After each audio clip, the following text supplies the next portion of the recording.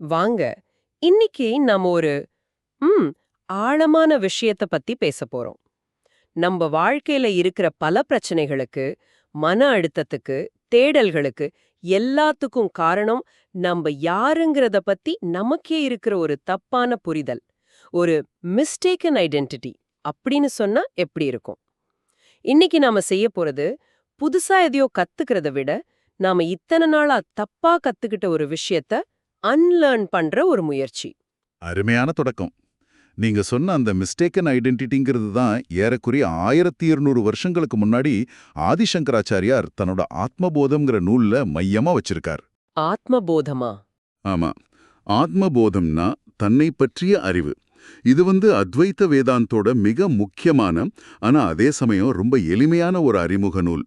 இதோட நோக்கம் ரொம்ப தெளிவானது. தனிப்பட்ட ஆன்மாவான ஆத்மன், இந்த பிரபஞ்சத்தோட மூலமான பிரம்மன், இது ரெண்டும் ஒண்ணுதாங்கிற உண்மையை உணர்றது தான் பிறவிச் சுழற்சியிலிருந்து விடுதலை பெற ஒரே வழிங்கிறத விளக்குறது தான். சரி. அப்போ இந்த உரையாடலோட நோக்கம் அந்த நூல்ல இருக்கிற சில முக்கிய முத்துக்களை எடுத்து அது எப்படி நம்மளோட இந்த மிஸ்டேக்கன் ஐடென்டிட்டி சிக்கலை தீர்க்க உதவுதுன்னு பாக்குறது தான். நாம ஏன் துன்பப்படுறோம், நம்ம உண்மையான இயல்பு என்ன, அதை கண்டுபிடிக்கிறதுக்கான வழி என்ன? வாங்க இந்த கேள்விகளோட பயணிக்கலாம். ஓகே, முதல்ல இந்த மிஸ்டேக்கன் ஐடென்டிட்டி எங்கிருந்து ஆரம்பிக்குதுன்னு பார்க்கலாம்.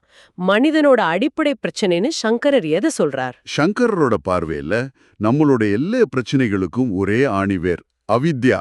அவித்யா. ஆமா, தமிழ்ல இத அறியாமைன்னு சொல்லலாம். ஆனா இது ஏதோ ஒரு விஷயம் தெரியாம இருக்கிறது இல்ல. உதாரணத்துக்கு, எனக்கு ஒரு கணக்கு தெரியலங்கிறது அறியாமைதான். ஆனா சங்கரர் சொல்ற அவித்யா அது இல்ல. இது நம்மள நாமளே தப்பா புரிஞ்சுக்கிட்டு இருக்கிற ஒரு ஆழமான நிலை.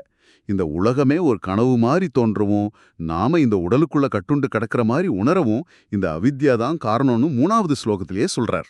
ஒரு நிமிஷம், இது ரொம்ப முக்கியமான புள்ளி. அவித்யாங்கிறது நவீன உளவியல் சொல்ற காக்னிட்டிவ் டிஸ்டார்ஷன்ஸ். அதாவது நம்மள பத்தியே நாம சொல்லிக்கிற தப்பான கதைகள், தவறான நம்பிக்கைகள் மாதிரி இருக்கே. நான் போதாதவன், நான் இந்த உடம்பு தான் அப்படின்னு நாம நம்ம மேலேயே போட்டுக்கிற லேபிள்கள் மாதிரி. இந்த ஒப்பீடு சரியா இருக்குமா? இது ஒரு மிக அருமையான ஒப்பீடு, ரொம்ப சரியான ஒப்பீடு. ரெண்டுக்குமே பொதுவான அம்சம் உண்மையை தவறா புரிஞ்சுக்கிறது தான். உளவியல் ரீதியா அது நம்மளோட எண்ணங்கள், நம்பிக்கைகள் அளவுல நிக்குது. ஆனா அத்வைத வேதாந்தத்துல அவித்யாங்கிறது இன்னும் ஒருபடி ஆழமானது. அது ஒரு மெட்டபிசிக்கல் தப்பு. அதாவது நம்மளோட அடிப்படை இயல்பையே, நம்மளோட பீயிங்கையே தவறா புரிஞ்சுக்கிறது. இது மனதளவுல மட்டும் நடக்கிற தப்பு இல்ல, நம்ம இருப்பு சம்பந்தப்பட்ட தப்பு. அப்போ இந்த ஆழமான தப்ப நம்ம எப்படி செய்றோம்? எதோட நம்மள தவறா அடையாளப்படுத்திக்கிறோம்? இதை எப்படி நடக்குதுன்னு விளக்க அந்த நூல்ல ஏதாவது உதாரணம் இருக்கா? நிச்சயமா. இதுக்கு சங்கரர் பயன்படுத்துற ஒரு உவமை ரொம்ப பிரபலம். 16வது சுலோகத்துல வருது. ஒரு நிறமே இல்லாத தூய்மையான படிகத்தை ஒரு கிறிஸ்டல கற்பனை பண்ணிக்கோங்க. அதுகிட்ட ஒரு நீல நிற பூவை கொண்டு போனா அந்த படிகமே நீல நிறமா இருக்கிற மாதிரி ஒரு தோற்றம் ஏற்படும். சிவப்பு கொண்டு போனா சிவப்பா தெரியும். ஓ, புரியுது. ஆனா படிகத்தோட உண்மையான இயல்பு நிறமற்றது, தூய்மையானது. ம்.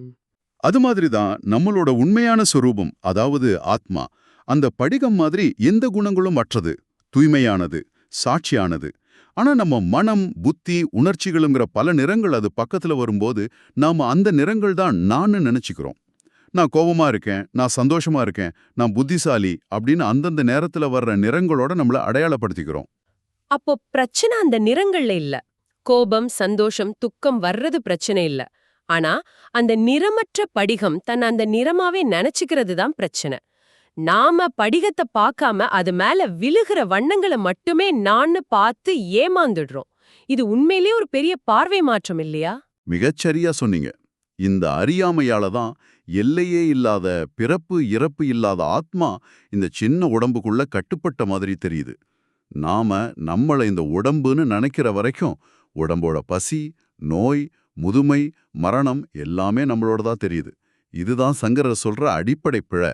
சரி, பிரச்சனை இவ்ளோ ஆழமா நம்மளோட அடிப்படை புரிதல்லையே இருக்குன்னா இதுக்கான தீர்வு என்ன?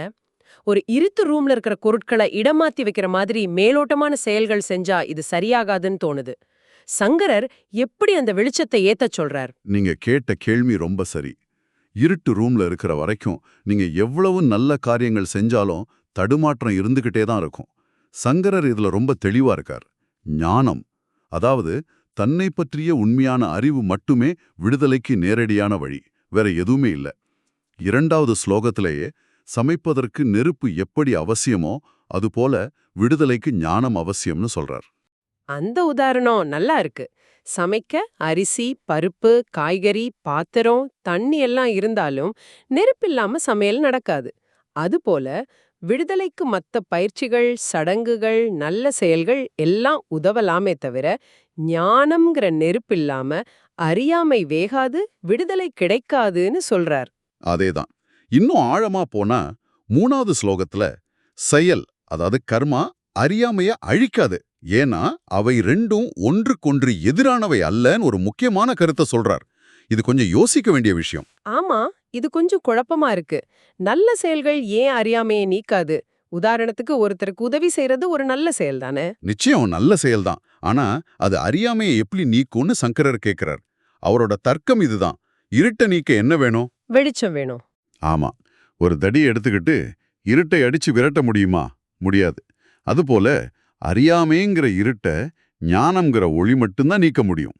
செயல்கள், அதாவது கர்மா, பெரும்பாலும் நான் செய்கிறேங்கிற அறியாமையிலிருந்து தான் பிறக்குது. அறியாமையிலிருந்து பிறந்த ஒண்ணு எப்படி அறியாமையை அழிக்கும்? ஆனா இது ஒரு வகையில முரண்பாடா இல்லையா?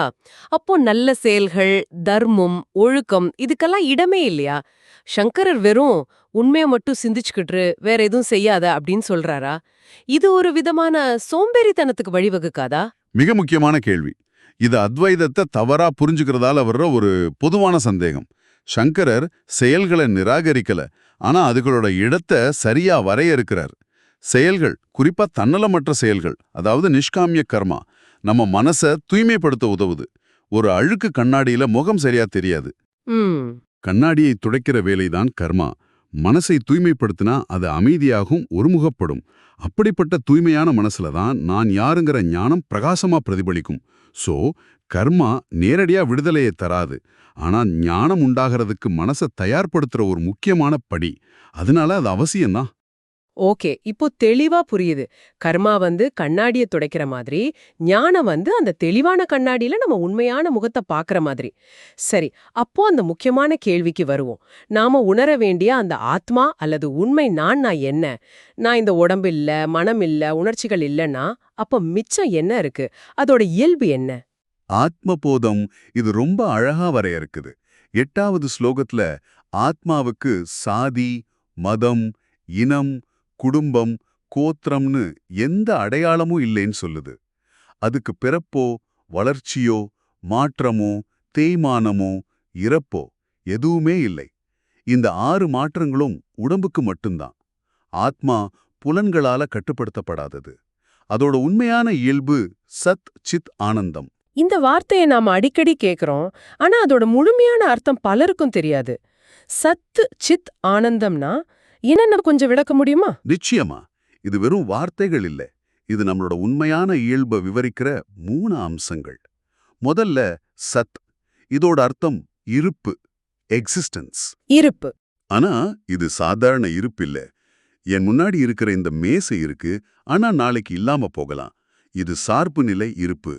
ஆனா சத்துங்கிறது நிரந்தரமான, மாறாத, எதையும் சார்ந்து இல்லாத ஒரு இருப்பு. காலம், இடம், பொருள் எல்லாத்தையும் கடந்து எது எப்போதுமே இருக்கிறதோ அதுதான் சத். 2வது சித். இதோட அர்த்தம் அறிவு அல்லது உணர்வு, கான்ஷியஸ்னஸ். இதுவும் சாதாரண அறிவில்ல, ஒரு புத்தகத்தை படிச்சு வர அறிவில்ல. இது எல்லா அறிவுகளுக்கும் ஆதாரமா இருக்கிற மூல உணர்வு. அதாவது பார்க்கிறது, கேட்கிறது, சிந்திக்கிறது, உணர்றதுன்னு எல்லா அனுபவங்களையும் எது சாத்தியமாக்குதோ அந்த அடிப்படை சைத்தன்யம். ஒரு சினிமா தியேட்டர்ல இருக்கிற ஸ்கிரீன் மாதிரி. அது மேலதான் எல்லா காட்சிகளும் ஓடுது. ஆனா ஸ்கிரீன் எந்த காட்சியோடும் ஒட்டிக்கிறது இல்ல. 3வது ஆனந்தம். இது பேரானந்தம், பிளிஸ். இதுவும் நாம உலகத்துல அனுபவிக்கிற சந்தோஷம் இல்ல. ஒரு ஐஸ்கிரீம் சாப்பிட்டா வர்ற சந்தோஷம் கொஞ்ச நேரம் தான் இருக்கும். அது ஐஸ்கிரீமை சார்ந்து இருக்கு. ஆனா ஆனந்தம்ங்கிறது நம்மளோட இயல்பே அதுதான். அதுக்கு எந்த வெளிப்புற காரணமும் தேவையில்லை. அது முழுமையான, எல்லையற்ற, அமைதியான ஒரு ஆனந்த நிலை. வாவ்! இருப்பு, உணர்வு, பேரானந்தம். இதுதான் நம்மளோட உண்மையான இயல்புன்னு சொல்றீங்க. அந்த சித் அதாவது உணர்வுங்கிற கருத்தை விளக்குறதுக்கு இந்த நூல்ல வர்ற அந்த விளக்கு ஓமை ரொம்ப பொருத்தமா இருக்கும்னு நினைக்கிறேன். அது இந்த விஷயத்த ரொம்ப எளிமையா புரிய வைக்கும். ஆமா, 28வது ஸ்லோகத்துல வர்ற அந்த உவமை மிக அருமையானது. நீங்களே அதை விளக்கலாமே. அதாவது ஒரு ரூம்ல ஒரு விளக்கு எரிஞ்சுகிட்டு இருக்கு. அந்த ரூம்ல ஒரு பானை, ஒரு புத்தகம், ஒரு நாற்காலின்னு பல பொருட்கள் இருக்கு. அந்த பொருட்களுக்கு தன்னைத்தானே அறிஞ்சுக்கிற சக்தி கிடையாது. ஆனா அந்த விளக்கோட ஒளியில அந்த பொருட்கள் எல்லாம் தெரியுது. ஆமா. அது மாதிரி நம்ம உடம்பு, கண்கள், காதுகள், மனம், புத்தி இதெல்லாம் ஜட பொருட்கள். அதுங்களுக்கு தானா இயங்கவோ அறியவோ சக்தி இல்ல. ஆத்மாங்கிற விளக்கு உள்ள இருந்து ஒளி தர்றதால தான் கண்ணால பார்க்க முடியுது, மனசால சிந்திக்க முடியுது. ஆனா அந்த விளக்கு, அதாவது ஆத்மா, இந்த எந்த செயல்லயும் பங்கெடுத்துக்கிறது இல்ல. அது சும்மா ஒளி கொடுத்துக்கிட்ட எல்லாத்தையும் சாட்சியா பார்த்துக்கிட்டு இருக்கு. அருமையா விளக்குனீங்க. இந்த சாட்சிங்கிற கருத்து தான் விட்னஸ்ங்கிறது அத்வைதத்தோட மையம். நாம தூங்கும்போது கூட உடம்பு, மனம் எல்லாம் செயலற்றி இருந்தாலும் இந்த சாட்சி சைதன்யம் விழிச்சுக்கிட்டு தான் இருக்கு. அதனால தான் காலையில எழுந்ததும் நான் எதையுமே அறியாம நல்லா தூங்குனேன்னு நம்மளால சொல்ல முடியுது. ஆங். அந்த அறியாமைய அறிஞ்சது எது? அந்த சாட்சி தான். ஆனா இங்கதான் எனக்கு ஒரு பெரிய சந்தேகம் வருது. நம்ம நேயர்கள் பலருக்கும் இது வரலாம். இந்த சாட்சி நிலைங்கிறது ரொம்ப செயலற்றதா, பாசிவா தெரியலையா? நம்ம உண்மையான இயல்பு சும்மா எதையும் செய்யாம, எதிலையும் தலையிடாம பார்த்துக்கிட்டு மட்டும் இருக்குன்னா, அப்போ வாழ்க்கையில இருக்கிற பொறுப்பு, கடமை, சமூகத்துல ஒரு மாற்றத்தை ஏற்படுத்தணுங்கிற எண்ணம் இதுக்கெல்லாம் என்ன அர்த்தம்? இந்த தத்துவம் ஒரு விதமான உதாசீனத்துக்கு, எல்லாம் மாய, நான் எதுக்கு எதையும் செய்யணுங்கிற மனப்பான்மைக்கு இட்டு செல்லாதா? மிக மிக அவசியமான கேள்வி. இந்த தத்துவத்தை மேலோட்டமா பார்க்கும்போது இந்த ஆபத்து இருக்கு. ஆனா சங்கரர் சொல்றது அது இல்ல. அவர் 2 நிலைப்பட்ட உண்மைகளை பத்தி பேசுறார். ஒன்னு பாரமார்த்திக சத்தியம், அப்சல்யூட் ரியாலிட்டி. இன்னொன்னு வியாவகாரிக சத்தியம், டிரான்சாக்ஷனல் ரியாலிட்டி. பாரமார்த்திக நிலையில நீங்க அந்த மாறாத செயலற்ற சாட்சி, அதுதான் உங்களோட உண்மையான இயல்பு. ஆனா வியாவகாரிக நிலையில, அதாவது இந்த உலக வாழ்க்கையில நீங்க ஒரு குறிப்பிட்ட உடல், மனசோட இயங்கிக்கிட்டு இருக்கீங்க. சரி. இந்த நிலையில உங்களுக்குன்னு கடமைகள், பொறுப்புகள், அறநெறிகள் எல்லாமே உண்டு. ஒரு ஞானி தன்னோட உண்மையான இயல்பு சாட்சின்னு உணர்ந்த பிறகும் இந்த உலகத்துல செய்ய வேண்டிய கடமைகளை செஞ்சுக்கிட்டு தான் இருப்பார். ஆனா ஒரே ஒரு வித்தியாசம், அவர் அந்த செயல்களோட பலன்கள்ல ஒட்டிக்க மாட்டார். நான் செய்கிறேன்கிற அகங்காரம் இல்லாம ஒரு கருவியா இருந்து அதைச் செய்வார். அதனால இது உதாசீனத்துக்கு வழிவகுக்காது. மாறா பற்றில்லாத தெளிவான செயலுக்கு தான் வழிவகுக்கும். அப்போ ஒருத்தர் இந்த ஞானத்தை அடைஞ்சிட்டா அவரோட பார்வை எப்படி மாறும்? ஒரு ஞானி இந்த உலகத்துல எப்படி வாழ்வார்? ஒரு நடைமுறை உதாரணம் மாதிரி சொல்லுங்களேன். அவரோட பார்வை தலைகீழா மாறிடும். 49வது ஸ்லோகத்துல ஞானி இந்த முழு பிரபஞ்சத்தையும் தனது ஆத்மாவுக்குள் காண்கிறார், எல்லாவற்றையும் தனது ஸ்வரூபமாகவே பார்க்கிறார்னு சொல்லப்பட்டிருக்கு. அவருக்கு நான் வேறு, இந்த உலகம் வேறுங்கிற பிரிவினை மறைஞ்சிடும். மரம், செடி, கொடி, மத்த மனிதர்கள் எல்லாமே தன்னோட வெளிப்பாடாதான் தெரியும். 50வது ஸ்லோகத்துல வானம் எப்படி எங்கும் பரவி இருக்கிறதோ அதுபோல ஞானி எங்கும் நிறைந்திருப்பதை உணர்கிறார்னு ஒரு வரி வருது. அப்போ அவர் தன்னை இந்த உடம்புக்குள்ள சுருக்கிக்கிறது இல்ல. ஆமா, இதுக்கு 53வது ஸ்லோகத்துல இன்னொரு அழகான ஓமை இருக்கு. வானத்துல மேகங்கள் வேகமா நகரும்போது சந்திரனும் வேகமா நகர்ற மாதிரி நமக்கு ஒரு தோற்றம் ஏற்படும். ஆமாமாமா. ஆனா சந்திரன் உண்மையில அசைவில்லாம தான் இருக்கு. அது மாதிரி ஞானியோட உடல், மனம் உலகத்துல பல செயல்களை செஞ்சுக்கிட்டு பரபரப்பா இயங்குற மாதிரி தெரியலாம். ஆனா உள்ளுக்குள்ள அவர் அந்த அசைவில்லாத சந்திரனை போல சாட்சியா அமைதியா இருப்பார். அவருடைய உடம்ப பத்தி ஒரு சுவாரஸ்யமான ஆனா கொஞ்சம் அதிர்ச்சியான கருத்து 54வது ஸ்லோகத்துல இருக்கே, அந்த பாம்பு சட்ட ஓமை. ஆமா, அது ஒரு ஆழமான கருத்து. ஞானியோட பார்வையில அவரோட உடம்பு பாம்பு உரிச்சு போட்ட சட்டை மாதிரி. பாம்பு சட்டையை உரிச்சு போட்டதுக்கு அப்புறம் அது திரும்பி வந்து இது என்னோட சட்டைன்னு உரிமை கொண்டாடாது. அது பட்டுக்கவே பட்டுக்காது. அது மாதிரி ஞானி உடம்போட தன்னை அடையாளப்படுத்திக்கிறத முழுசா விட்டுடுவார். அந்த உடம்பு அதோட பிராரப்த கர்மாப்படி இயங்கும், அதுக்கு வர்ற சுக துக்கங்களை அனுபவிக்கும். ஆனா ஞானி அதுல இருந்து முழுசா விலகி இது நான் இல்லைங்கிற தெளிவோடு இருப்பார். இந்த பாம்பு சட்டை உவமை கேட்கும்போது கொஞ்சம் உணர்ச்சியற்ற நிலை மாதிரி தோணுது. உடம்பு மேல அக்கறை இல்லாம இருக்கிறது மாதிரி. அது ஒரு இயல்பான சந்தேகம். முதல்ல கேட்கும்போது இந்த அளவுக்கு ஒரு பற்றின்மை கொஞ்சம் பயமுறுத்தலாம். ஆனா சங்கரர் சொல்றதோட நோக்கம் உடம்ப வெறுக்கச் சொல்றதோ கவனிக்காம விடச் சொல்றதோ இல்ல. மாறா நம்மளோட அடையாளத்தையும் நம்மளோட நிரந்தரமான சந்தோஷத்தையும் இந்த நிலையற்ற அழியக்கூடிய உடம்ப சார்ந்து வச்சுக்காதீங்கன்னு சொல்றதுதான். உடம்ப ஒரு கருவியா மதிக்கணும், ஆனா அதுதான் நான் நினைக்கிற தப்ப செய்யக்கூடாது. இந்த தெளிவு வந்துட்டா உடம்புக்கு வர்ற பிரச்சனைகள் நம்மளோட மன அமைதியை குலைக்காது. அதுதான் உண்மையான சுதந்திரம். அப்போ அவர் தாமரை இலை தண்ணீர் போல உலகத்துல இருந்தாலும் உலகத்தால பாதிக்கப்படாம இருக்கார். சரி, இறுதியா என்ன நடக்குது? இந்த ஞானத்தை அடைஞ்ச ஒருத்தரோட பயணம் எப்படி முடியுது? ஒன்னுதான்னு முழுமையா உணர்ந்து அவர் பிரம்மமாகவே ஆகிவிடுகிறார். ஒரு பானை உடையறதுக்கு முன்னாடி பானைக்குள்ள இருக்கிற ஆகாயமும் வெளிய இருக்கிற ஆகாயமும் வேற வேற மாதிரி தெரியும். ஆனா பானை உடைஞ்சதும் உள்ள இருந்த ஆகாயம் வெளிய இருக்கிற பெருவெளியோட ஒன்னாயிடும். ம், அதுபோல ஞானியோட உடம்பு விழும்போது அவர் பிரம்மத்தோட இரண்டர கலந்து விடுகிறார். பிறவிச் சுழற்சி அதோட முடிவுக்கு வருது. அப்போ சுருக்கமா பார்த்தா ஆத்மபோதம் நமக்கு ஒரு தெளிவான வரைபடத்தை காட்டுது.